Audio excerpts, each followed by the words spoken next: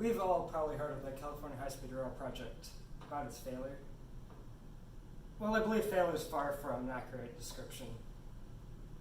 This project is going to be expensive, and people are not going to like that. I'd like to discuss the considerations in analyzing this cost, benefits, the expense, and why I think we should probably consider doing this. Hi, I'm Ezra, and I've had a lifelong interest in large-scale infrastructure. And I also like trains. I think trains are a good method of transport. California has an infrastructure problem. We have two major metro hubs separated by over 300 miles, and not enough housing in either of them. This has led to many people commuting hours to work. Some people can't even find housing and are forced to move away. And the flight route between Los Angeles and San Francisco is the second busiest in the United States, according to the Bureau of Transport Statistics, which is government. Not only is this a humanitarian issue, people don't have places to live, it's also a massive polluter. All those planes create massive amounts of emissions, and those who choose to drive create even more. In between all of this is the Central Valley, an area containing a chain of cities that have struggled with economic growth for a while now, and just due to the lack of proximity to anything meaningful, especially the metro centers of California. High-speed rail aims to solve these issues. America once was the world leader in rail. We accomplished massive feats such as the Transcontinental Railroad that no other country could compare to. But the rise of the highway system caused the U.S. to significantly cut the rail investment. I think that's kind of a shame. Rail is one of the most efficient, is probably the most efficient method of transport. Steel-to-steel contact is very efficient. You pack a lot of people in close place and move them all at once. It's very efficient.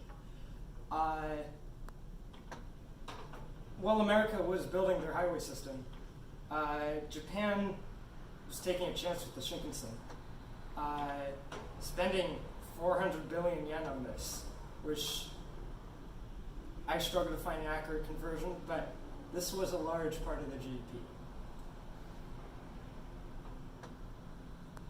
If they spent 400 billion according to the Journal of Transport History. Japan, of course, faced opposition to spending this much money on, not a very proven technology. But it became one of the biggest public transit success stories of all time. France then followed in their footsteps, building the TGV, which is their high-speed rail system. Again, pretty successful. They spent a lot of money on things that were not very successful, but they settled on a very similar system to Japan, and it shows it's been quite successul. And recently, China invested heavily in high-speed rail, and actually has one of the largest high-speed rail, actually the largest high-speed rail system in the world by like a lot. And China being a country that cares a lot about efficiency and doing things that make budgetary sense, they're in a good example to follow here.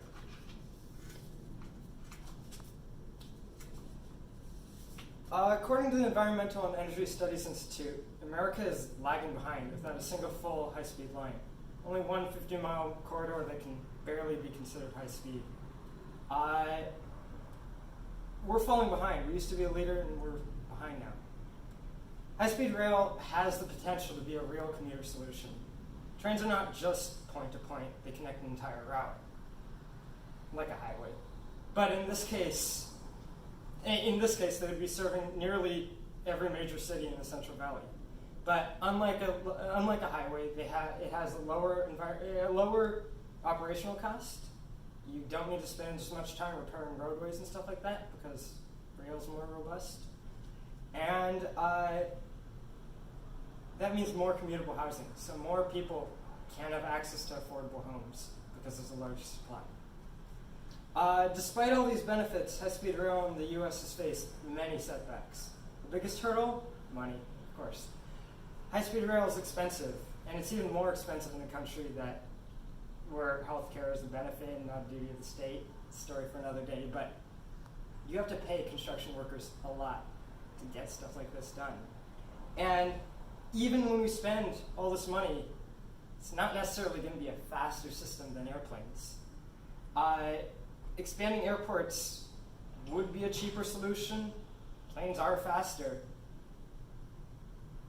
But I think that's kind of missing the point. I think we need to look at this more holistically. Air travel is not a reasonable commute strategy for most people, nor should it be. The cost and the emissions are far too high. And the inconvenience of airport security really isn't something that we should overlook. The emissions of air travel are both locally and globally harmful. And really, when we look at it this way, high-speed rail is really the only viable solution for having both low emissions and relatively high speeds between over long distances. Well, the main goal of the California high-speed rail project is to improve capacity between San Francisco and Los Angeles. It serves many other benefits, and I think we need to look at all these.